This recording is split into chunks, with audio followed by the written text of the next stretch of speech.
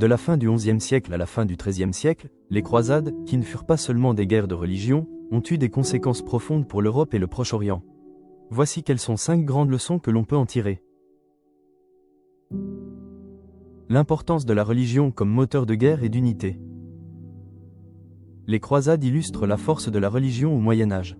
L'appel du pape Urbain II en 1095 à Clermont a su convaincre seigneurs, chevaliers et simples paysans de partir vers l'Orient dans un but commun, la libération de Jérusalem. C'est un exemple très marquant de mobilisation collective chrétienne dépassant les frontières des royaumes ou empires, où la foi a servi de ciment à une action militaire et politique. Cela rappelle également, ce qui fut fréquent dans l'histoire des hommes, comment la religion a pu être utilisée comme instrument de puissance géopolitique. Le choc et le dialogue des civilisations.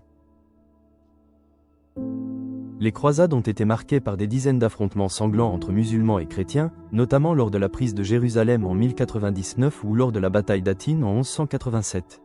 Mais ces expéditions militaires ont aussi favorisé des échanges culturels.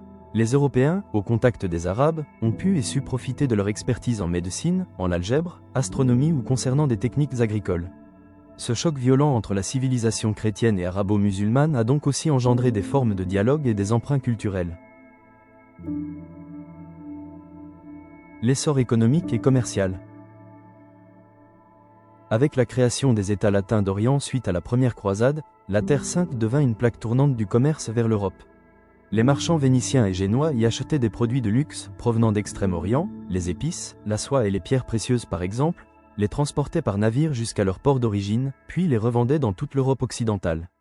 C'est ainsi que Européens ont développé un goût pour les produits orientaux, et ont ainsi contribué à dynamiser une économie internationale reliant l'Europe, le Proche-Orient et, indirectement, l'Asie. Les violences et leur mémoire. Les croisades furent aussi synonymes de violence extrême. Débutées en réaction à des massacres de pèlerins chrétiens dans la région de Jérusalem, elles conduisirent ensuite à des tueries envers des musulmans et juifs, des pillages de villes, notamment le sac de Constantinople, la capitale chrétienne orthodoxe de l'Empire byzantin, en 1204 par les croisés. Ces excès ont laissé des cicatrices profondes et durables dans les mémoires collectives. Ils alimentent encore aujourd'hui certaines visions négatives des relations entre Orient et Occident. Des expéditions qui furent un échec politique. Malgré la ferveur initiale, les États latins fondés en Terre Sainte suite à la première croisade, par exemple le royaume de Jérusalem ou le comté d'Édesse, étaient fragiles et mal défendus. Ils ont fini par disparaître face aux contre-offensives musulmanes menées par des chefs comme Saladin. En 1291, Saint-Jean d'Acre, dernier bastion chrétien en Terre Sainte, tombe aux mains des musulmans. Les croisades montrent donc les limites d'une expansion militaire basée sur l'idéologie loin de ses propres bases territoriales. Une telle entreprise aurait imposé une logistique, à savoir un système d'acheminement de combattants et de matériel efficace, que les croisés, divisés au demeurant, n'étaient pas capables de soutenir. Les croisades sont une leçon d'histoire à plusieurs niveaux. Elles démontrent la force des croyances collectives, l'importance des échanges culturels et économiques, mais aussi les ravages de la violence idéologique et les limites des conquêtes sans fondement solide.